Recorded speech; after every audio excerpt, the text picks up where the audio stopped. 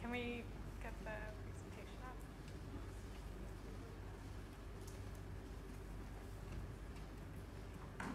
Great. Good afternoon, everyone.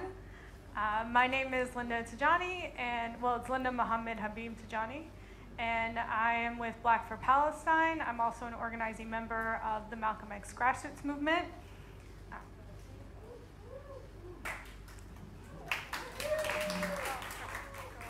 Okay, so just to give you a brief overview of what we're going to talk about, we're going to go through some history of policing so you have a context of where NYPD came out of, but then also the larger context of how policing started in the United States. I'm going to share some stories about what that looks like on the ground for people of color. And then we're going to talk a little bit about the tactics and training that's used. Rachel from Dream Defenders, also a Black for Palestine member, will give an overview of current conditions, so life in the post-Trump era. And then we're going to talk about some opportunities for a united front and what are some things we can walk away with today and able to do. What you see right now is a map of what is considered the United States, which was actually called Turtle Island by the indigenous people. So Turtle Island, what you see in the black is what indigenous people were living on, and then over time, this map shows you a significant decrease in the population. This last map all the way at the bottom is where we are today. So you notice the black spots decrease over time, and with that is the growth of the police force and the military in the United States. And we'll talk a little bit about that last map when we get to training. So our police force, meaning the United States police force. So as it currently stands, the Constitution and the way that it's written is that the United States military cannot go against US citizens on US soil, and so the alternative was the building and development of the National Guard.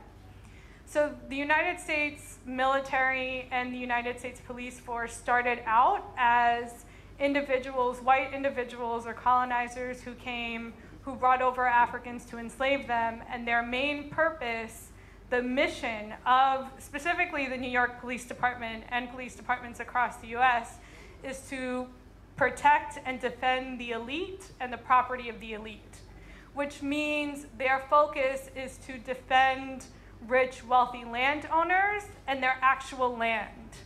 So the wall of their house has more value than a person of color in the United States. Okay, so we're gonna leave this up so that we can see the smiles and the connection. So the police department, as it grows, was specifically created to find Africans who had ran away from plantations, who have found freedom, who escaped to freedom, and bring them back. And part of that work was to find and stop Africans and ask for their identification card, and then read their card and find out whether or not their card identified if they were free, or if they were still owned, if they were allowed to be in the physical location where they actually were found, and then part of it was to bring them back. Right? So a lot of what we hear right now in New York around stop and frisk, those specific practices stem directly from what white landowners and what we know as white supremacists used to do. So Bill Bratton up here, along with several officials that you may know, is an example right now of our current or most recent leader of the white supremacists, in that leader of the police department. He was our former police commissioner. He actually just retired. And he sort of signifies the high number of killings that one has to have to get to the police commissioner's seat, in addition to the high number of killings that you look over. At one point, he did leave the United States and he did try and get work abroad, and he actually could not get work in the UK because they noted the amount of blood that he had on his hands. So he is known across the United States for leading several police departments under which we've seen the most egregious murders. So we'll just go back to it. So I just want to walk you through what that actually looks like on the ground, in that a person of color will wake up, and I would say let's start with the story, with any of the stories of young kids who are at this point just on their way to school. A regular day would be waking up. If you live in public housing, the second you walk out of your door, you can be stopped by NYPD, which means your first interaction with a loaded weapon is at 7 a.m. in the morning, most likely before you've had breakfast. So you step out of your door and you're asked to give ID, and the question that they ask you is where are you going? Whether or not you have a school uniform on, whether or not it's during what time during the morning it is, and you would have to say, I'm going to school, and now give me proof. Show me your program card, show me your school schedule. In some cases, NYPD will follow the young person.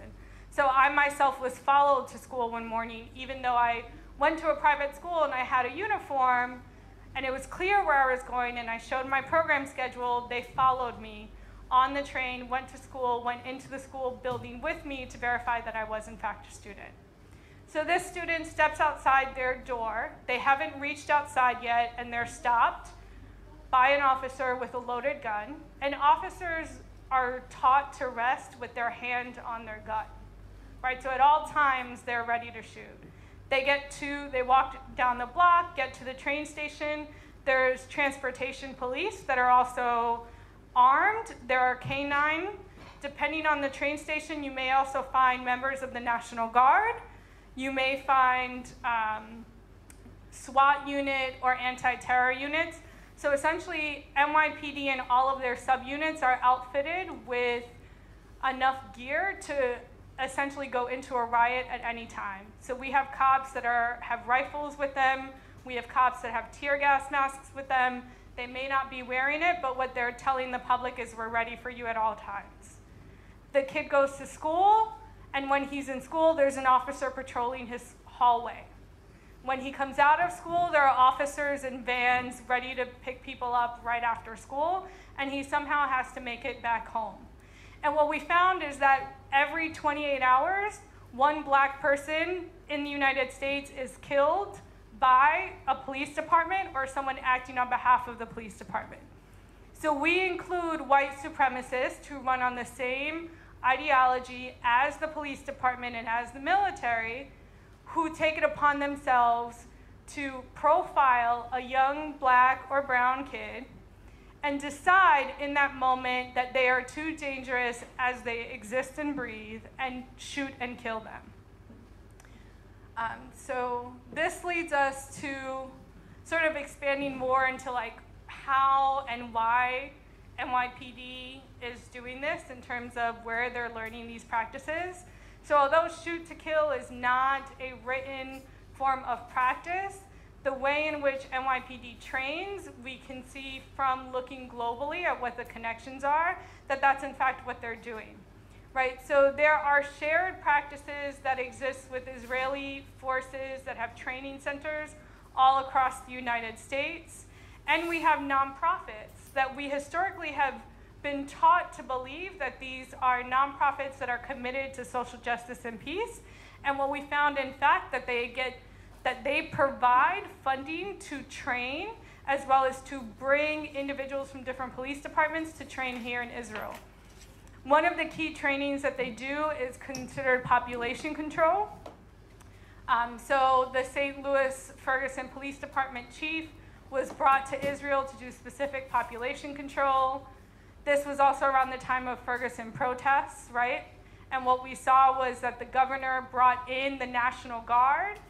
And this was a very crucial point in both the development of Black for Palestine, but also understanding the global connections between forces. So without knowing who and how they were getting paid to fly out here, before knowing the connection, we were taught by Twitter the connection when Palestinian youth were able to tweet young black people in St. Louis how to deal with tear gas, and found that the same tear gas that's being used in Ferguson was used in Palestine, was used in Egypt. This is only one example of what shared weaponry looks like. We were also learning about shared population control tactics, what to do, Oh, go to the picture. Yeah, so this is what, when we decide to stand up for our rights against an innocent killing, this is a picture of what happens to this kid, either when they're going to school or coming from school. And so this brings us to where we started to unite specifically around understanding where our police forces are developing their theory and their tactics, and most importantly, how can we start to create a united front to understand what a global, structured, tactical fight back towards colonial imperial forces and what we consider in the United States occupation forces would look like.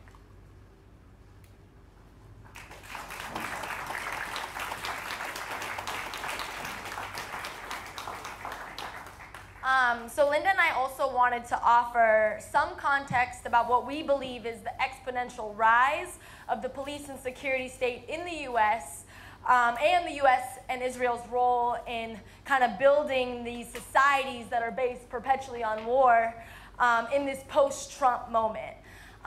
We also want to acknowledge that none of this started with Trump, and it will not end with him either, but that he certainly is a symbol of where our society is and what the United States and imperial systems are really founded upon.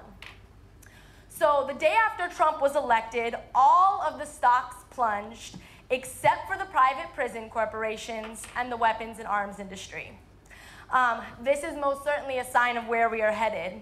What we've heard about today should make it clear that we are building a society on a global level that imagines itself at war with an ambiguous enemy in perpetuity, forever. And a society that is not only spending money on killing people, spending money on war, but is actually profiting off of it. Therefore, we're losing an economic incentive for peace. And it is on us, collectively, as folks in this room who are interested in militarism around the world, to come together and resist the direction we are moving in, to resist the systems that are rooted in racism and imperialism and capitalism, and ensure an end to the use of weapons in the name of security, in the name of peace. In the US, there are 8 major donors who have contributed $57 million to spreading Islamophobia. That's just between 2001 and 2012. So we don't have for the data around for the past 5 years. $57 million. This group of 8 donors provides funding to a group of right-wing think tanks and misinformation experts who then spread hate and fear about Muslim people in the form of books and films and websites and reports. And in turn, a dedicated group of anti-Islam grassroots organizations and right-wing religious groups use the materials as propagandas for their constituency and to build support for the war on terror.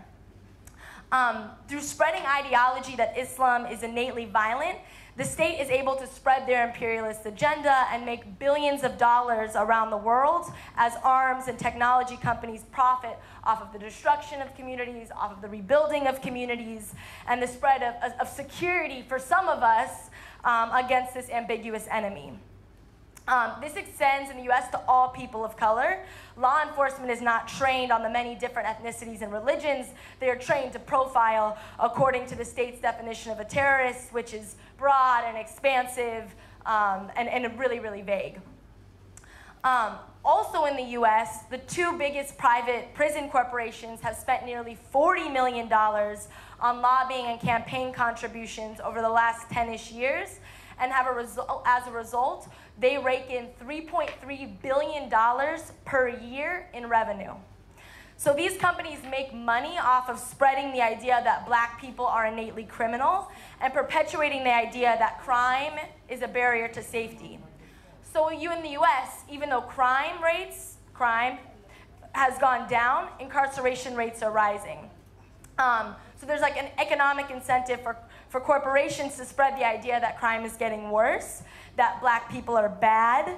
And these Prison companies are connected to the expansion of policing and militarism of communities around the world. So for instance, we've probably all heard of G4S, which is one of the private prison corporations that is responsible for locking up black people in the US. They're responsible for the deportation industry that's criminalizing what it means to be undocumented. They're also responsible, so I gotta say that I'm one of 6 siblings, so I always, I don't know, you got to get it out quick or you lose it. Okay. So yeah, G4S is also the company that was responsible for what we saw in Standing Rock when the protesters were fighting for the right to clean water and were met with brutality from the police.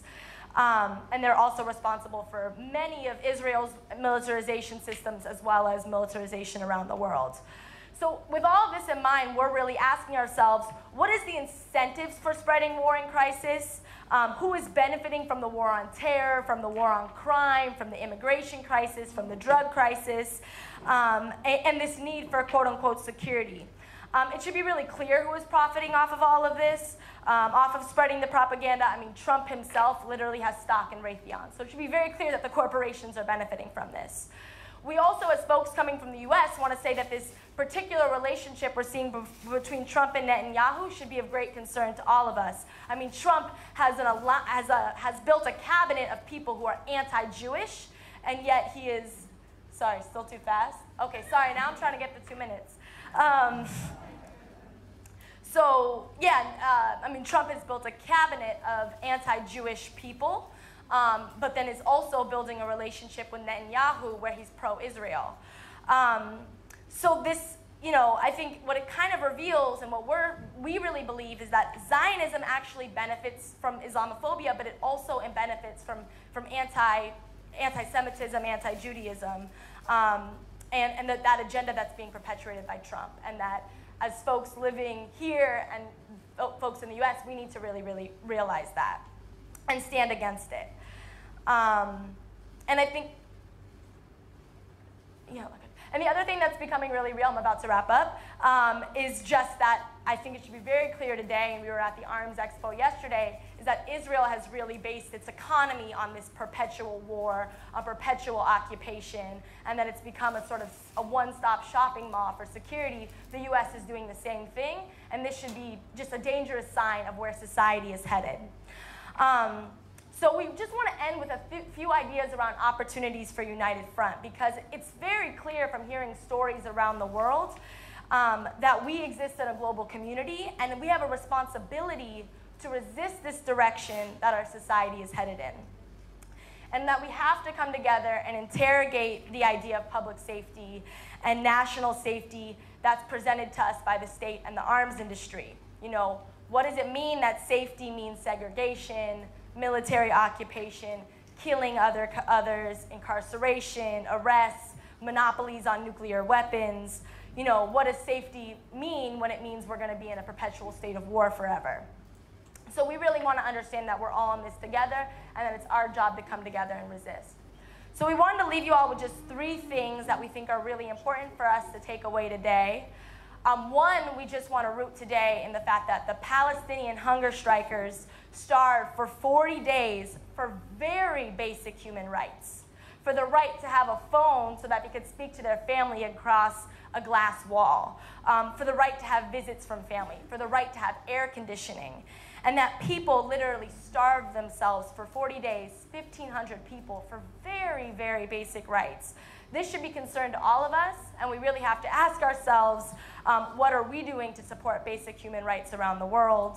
On June 5th, it was announced that 56 women political prisoners are on hunger strike here, and that we really have to ask what sacrifices we're willing to make for our collective human rights.